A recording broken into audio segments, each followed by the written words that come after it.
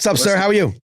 Yo, I'm doing great, man. It's good to see you, good to hear you, good to be at a place. You know what I mean? I appreciate that. I appreciate the appreciation, and it's good to see you as well. We haven't crossed paths in person. I don't think either ever or in quite some time. Nah, it's been a minute. I think that last time I saw you in person was probably at Harvard or the EO Dub MC Challenger Champ. Definitely could have been EOW. Yeah, One of those joints. yeah, What? yeah. I was definitely up at Harvard. I know you did a virtual when I was up there one year, but Yeah, you might yeah. I have been was. there as well. We did. We ran into each other a few years prior to that in the Very flesh. cool. But yeah, no, man, it's an honor to be on here. Like I've told you before, I'm a fan of what the work you do. I think it's excellent, and so I'm just glad. I'm stoked to be on the show, man. Nah, I appreciate it. It's long overdue, but like I said, I had to make it look pretty first. For we had to get some, make it look right, and then we get some of the the folks who are doing this big work. First of all, I gave a little bit of a heads up to who you are and what you do and the things you're attached to. But if you would just kind of introduce yourself the way you like to present yourself to the world. I don't like to just read people's bios, and that, as we know, what I wrote yesterday is not what I'm doing today. So if you could take it upon yourself to introduce folks to who you are and how you present yourself. Right on, right on. Thank you. Well, my name is Randy Mason. You know what I'm saying? I am a husband and a father and an apprentice to Jesus and an MC and an educator and percussionist. And yeah, a fan of hip hop, a student of hip hop for as far back as I can remember since I was a little kid. And yeah, that's the short version. I mean, that's quite a lot right there, but that's That's a the short lot. from the from the Bronx. And yeah, I love hip hop and yeah, that's a little bit about who I am. My name is Randy Mason, but you could call me Rand. Say what up, Rand. That's what I say at shows. But What up, man? ain't Say what up, Rand, and drop a what up, Rand, in the comments and let them know you paying attention. That's dope. That's dope. I appreciate that. I want to, I guess, start sort of like at the where we are now, and then we can go back a little bit and find out how we got here. But I mentioned that you have two associations or two, I guess, initiatives that you're attached with. Probably more. Probably a lot of things you got going on. But I list the information that I have of you currently is the founder of the R.H.Y.M.E initiative, and then you work with Thrive Collective as well. So tell me about either of those or both of those or what those initiatives, what your positions are, and what you got going on.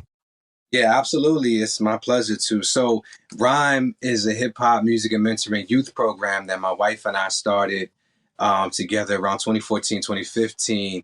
As I mentioned, I've been an MC my entire life, literally when I was a little boy. My eldest brother was and is an MC still. So when I was like 8 or 9, I would hear him kicking rhymes in the room. And that really caught my attention. I put the Nintendo remote controller down and I started engaging in freestyle, rhyming with him. So I've been rhyming forever. And then my wife is an educator. So she's been, in education for a long time. So we would be sitting at the dinner table having these conversations about, you know, um, youth and children, and education and curriculum, and then, hip hop and music and art. And then we decided, yo, let's bring these two worlds together. So we put together this thing called Rhyme, which stands for Rhymes Help Young Minds Excel. And essentially, what we do is we teach mic skills and life skills in schools and community centers and places all around the city, and even across the country in some cases. And Rhyme is actually a part of Thrive Collective. So Thrive Collective is an arts nonprofit creating hope and opportunity in and around schools through the arts and mentoring.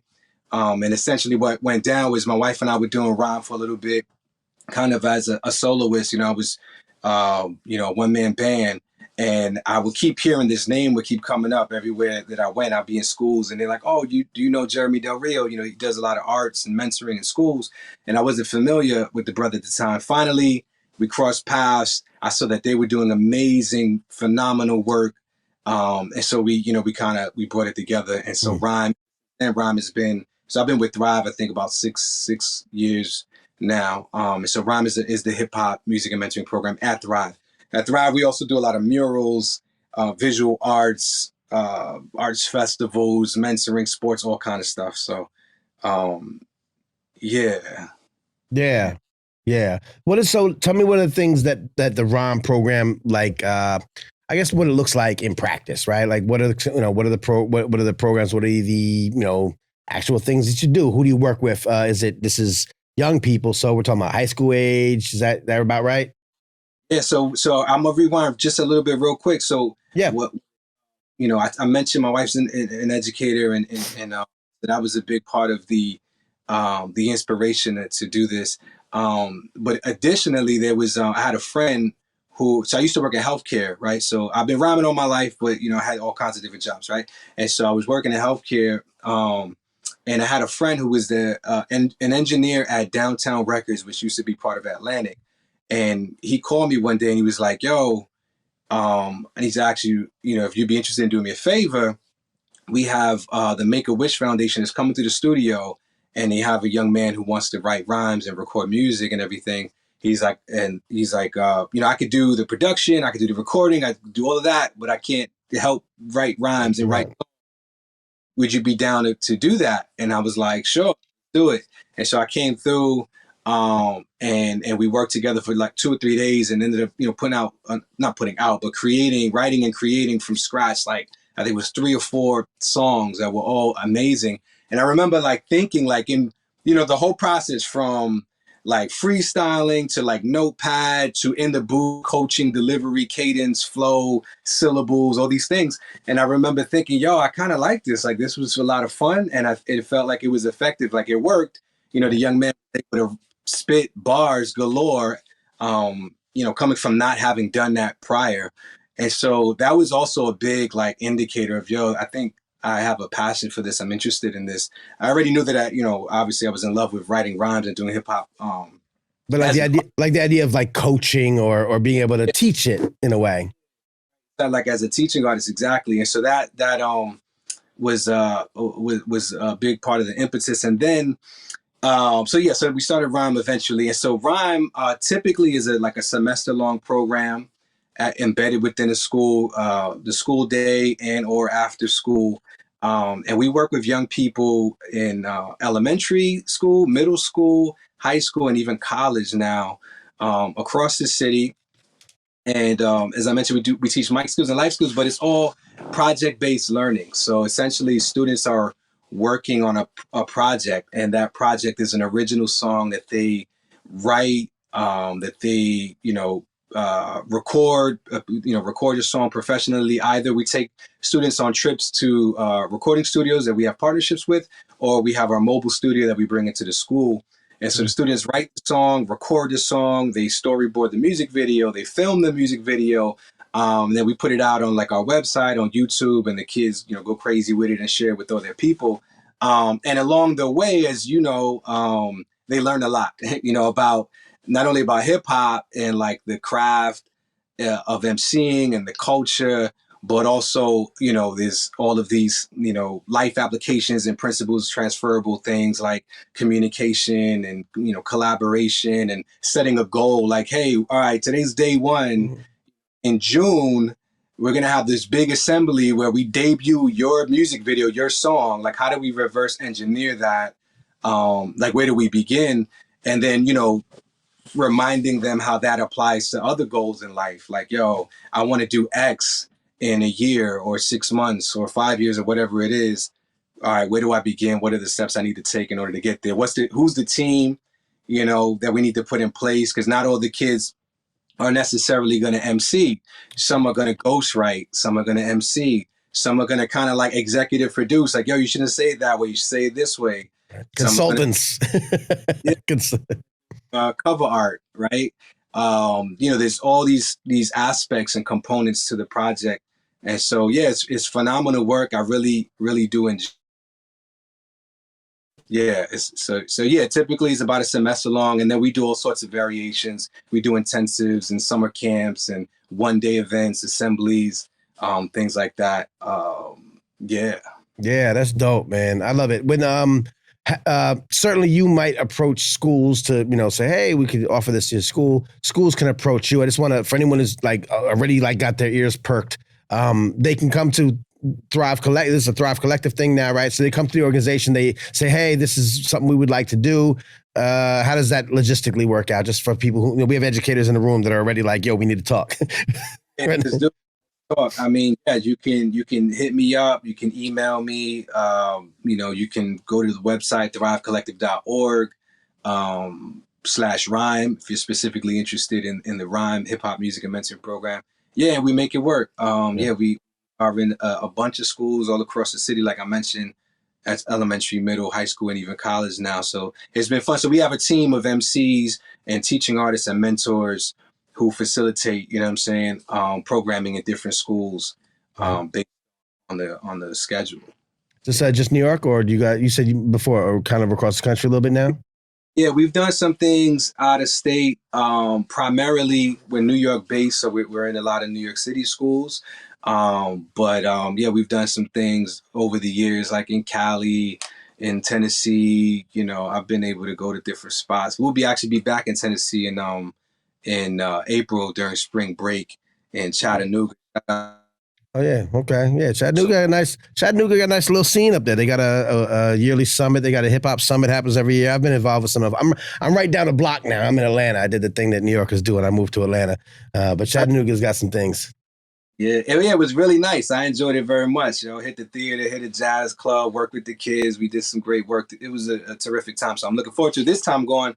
My wife and kids are coming with me, so that's extra special. So we're gonna have a blast. Dope. Um, Let me know when you come up. I'm only an hour and a half away. what, Yeah, yeah. So just real quick, speaking about across the country, Jamie Hernandez saying, "What up from San Antonio?" what? We got, of course, Andrew Wang from up in Yonkers wants to bring you up there. You Yo, let's do it. know what I Fine. mean? Word. Yasmina's on a check-in, giving some love. Just want to shout out to the people that are in the comments. We love when the commenters comment and do the commenting thing. So Word. listen, let's go back to you now. We'll come back to the work you're doing, but let's also talk about you as an artist, you as a hip hop head, as they say. You said you've been doing this since you were a kid, as a young little thing. Yeah, We say Bronx, right? You Bronx? yeah, Bronx bred. You know what I mean? Up in the Bronx, sort of people are fresh. So you just came up around. I mean, you're a little younger than hip hop, but you're definitely right in the middle of it all. So what was your kind of early integrations with the music and culture? How'd you get into it? Yeah. I mean, there were a number of factors, but definitely, as I mentioned, my older brother. Shout out to Wes, my brother Wes, who's been rhyming forever, is still to this day one of my favorite MCs. And so yeah, we were literally playing Nintendo, and he was kicking rhymes in the room. So that was the beginning. Like, wait, what's going on? And then the Bronx and back and forth in East Harlem, where my mother's family is from. The barber shops, the bodegas, the coming from the building, the cars everywhere. Hip hop is just like, all right, boom, the rhythm. I felt it early. And so I started freestyling, started writing rhymes when I was a kid. And then there was a fifth grade school dance party at a school in the Bronx that I was attending. And I remember that event being very like pivotal. Like I was standing on, I tell a story, all the time, but essentially I was standing on the side with my homeboy, Steven, you feel me? And I was having an Italian icy. I like to say I was having the world's greatest flavor. Say it with me on three. One, two, three, Coke. All right. We can argue about that later. But so I'm there and I'm watching like the party is happening, right? And so it was a live DJ, and he was rocking, and this was like kind of new to me. I wasn't like going to parties when I was in the fifth grade. So, but I was watching the kids dance and everything, and I was a little bit like discouraged because I was too shy to like get involved and like have fun and dance or whatever.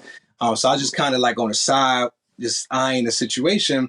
And then he played Lauryn Hill "Killing Me Softly," and the joint, the drums hit and her voice. And I remember just being like, yo, what is this? Like the Mm. bass shaking me. And then watching all the kids sing the song and sing the bridge.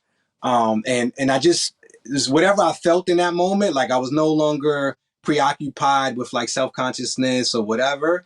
I felt like, yo, this is it. Like this is dope. I want to be a part of this. And I didn't know exactly what that meant then, but like now thinking back in hindsight, I think since then my artistic career has been working to recreate that moment, like that feeling for myself and for Mm. others. And Like when we play music, we play shows like that, whatever that feeling was, like I want to feel that again, and I want other people to feel that. It was so that was a big moment for me. Um, and then freestyling and improvising has just always been something that I've been super interested in. When I was a kid going to church, like watching the pastor like just get on the keys and start playing and singing a song that was not a song 2 minutes ago, and then like the congregation singing and like the call and response, and just seeing like how people would improvise and play off each other, or even when the pastor would be preaching and then the organist would hit some chords or something. And so I'm like, okay, you know what I mean? That So that interplay.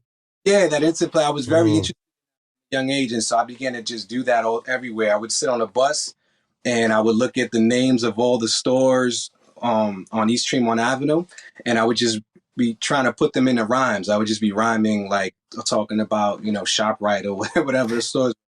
Um, and yeah, I was totally into it, man. I still am to this day. So Yeah, clearly that. What was the I guess you came up at a really wonderful time, for a time I ran Birthplace magazine, the online magazine that I covered New York hip hop scene for a while. You mentioned EO for example. Oh, wait a sec. Hey now, get back in here. All right, we yeah, got you. yeah, What are we trying to cut out? I gotta go. What? Uh, it's all good. I was saying, you came up when I covered. I ran Birthplace magazine for a while, and I was covering like the New York hip hop scene, and you mentioned EO before. So you came up at a really beautiful time in New York City's independent scene, where a lot of the media and attention, especially from New York's own hip hop media, but had moved to other parts of the country. Houston was popping, Atlanta was popping. They had gone where they were following the money, as it were, and not paying as much attention to the New York independent/underground scene. But we had some really great institutions that were around there. EO end of the week, Freestyle Mondays. Shouts to my man Silent Night is in a room. The lineup. These showcase series. What was that scene like? What was it like cutting your teeth on the New York independent scene? Let's give some flowers to the folks that were creating some monster MCs out there. yeah, yeah, yeah, yeah, yeah, yeah. Oh man, well, a lot of the folks you just named. So I remember going to EO Dub. Shoot, I remember going to the New York Poets Cafe. The New York Poets Cafe might have been outside of like rhyming in the streets, and that might have been like the first mic I got on, like stage I got on, if I'm not mistaken. And I was too young to get in. I was a teenager, and my boy got me in somehow. My man, shout out to my man Busy Berserk. He's like, yo, he drove me downtown. He said, we're gonna go do this thing. And I was terrified. I was like, what is this? And they had the band and they had the DJ, right? And you could choose or whatever. And I think we rocked with the DJ, and I went up there and just was like, just kicked a little rhyme. And at that time, they had a big TV.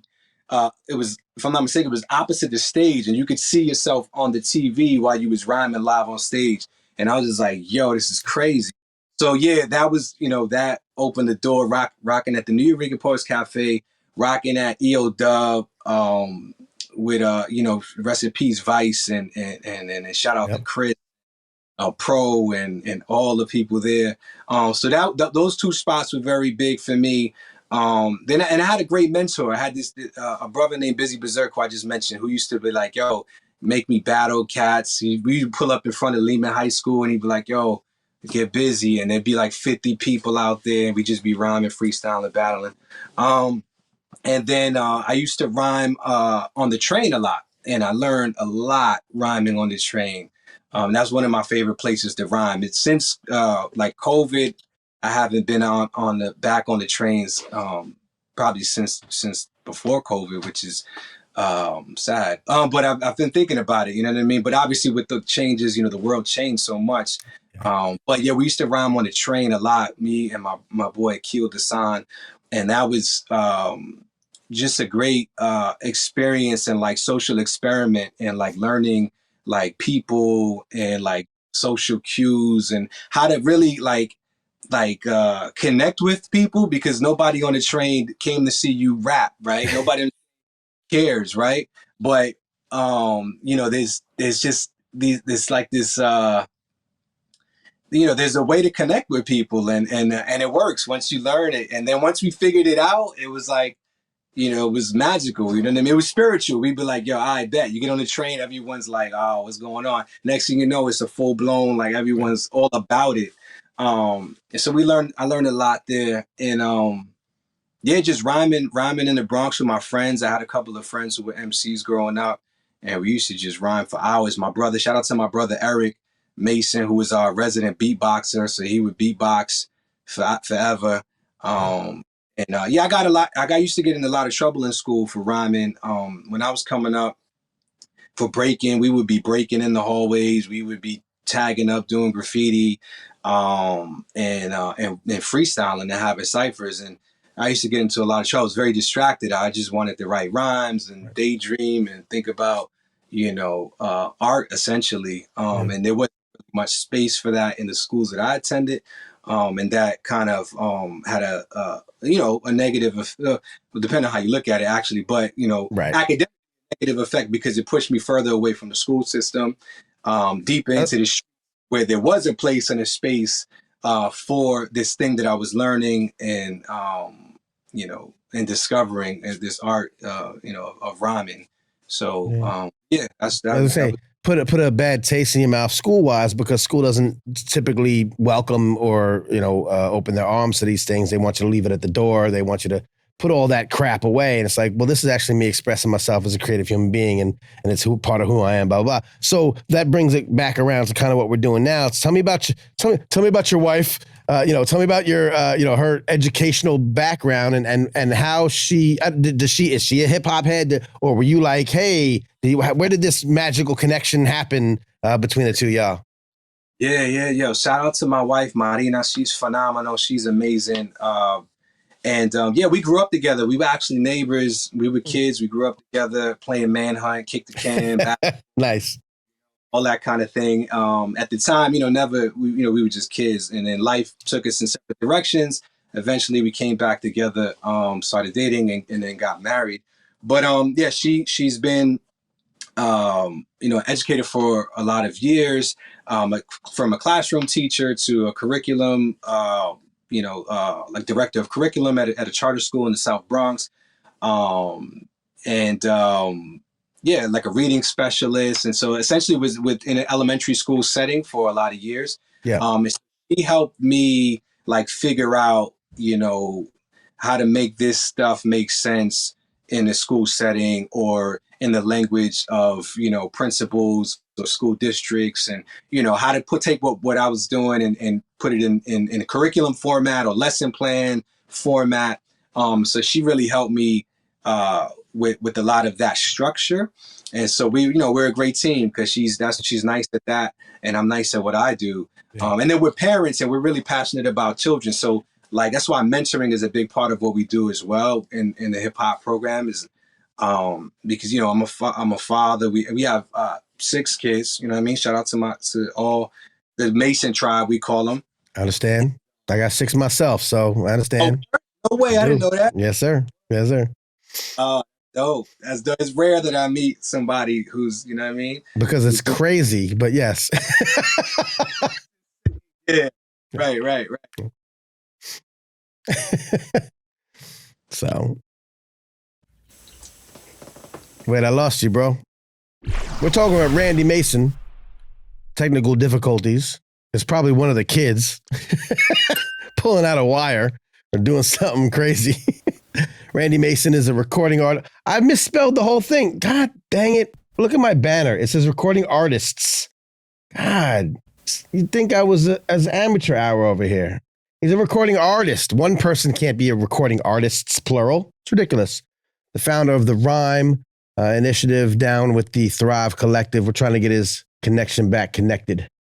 Meanwhile, you're checking out Hip Hop Can Save America, the world's most enlightening hip hop live stream. As you can tell by this fascinating conversation that you're really upset isn't continuing. It's not my fault. It's nobody's fault. It's the devil.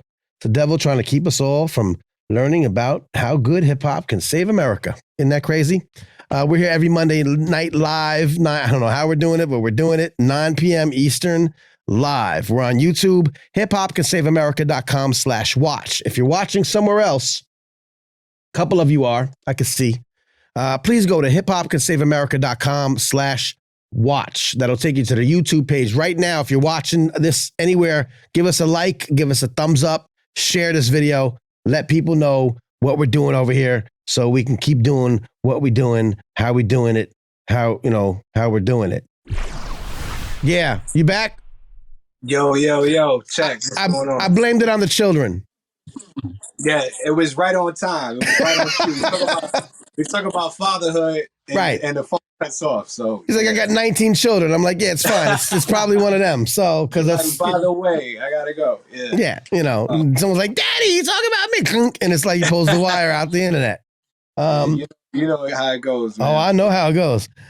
So listen, I got a few minutes left, which I was just giving people a little bit of a recap. I realized I spelled the banner wrong the whole time. I was saying you're a recording artists, so you're more than one artist at the same time, which is amazing. It's like amateur hour over here. I can't type. But that being said, two things. Number one, we'll come back to the R.H.Y.M.E program in a second. But as an artist, what are you working on these days? What have you been doing? Are you still like kind of putting music out, doing all the music things? I think you are. You might have told me something. Let me know what you got going on. Yeah, absolutely. Yeah, always writing, always putting music out. Right now, we're preparing to put a project out produced entirely by Decca. So Decca is a super dope producer, rapper, out of Denver. He's in New York now. Always rocking live, always running live, putting out records. We just put out 2 singles. We put out First Things First and another track called Waterphone Keys just came out like a week ago or something like that. And we press vinyl hopefully in the summer. Once again, the great Randy Mason out there, the founder of R.H.Y.M.E. Ooh, we got a little crazy out there, but you know what? This is live. It's live. We'll do it live. Okay. We'll do it live. Okay. We'll do it live. Fuck it. Do it live. I'll write it and we'll do it live. Never gets old. That. Listen, it's all good. You got to do it. I apologize for the curse. Randy, you probably got all your kids. You're a Jesus man. I understand, but I had to do it. It fit the moment. Listen, your man, your mellow, Randy Mason. Check him out. He's the founder of R.H.Y.M.E at the New York director of the Thrive Collective. I'll put the link in the chat. It's thrivecollective.org. If you have a school, if you have a organization, if you have something fitting for this program, it is really great. Like I said, the theme of the night is empowerment. Many faces. You sick for this one. Sick for this one. Sick.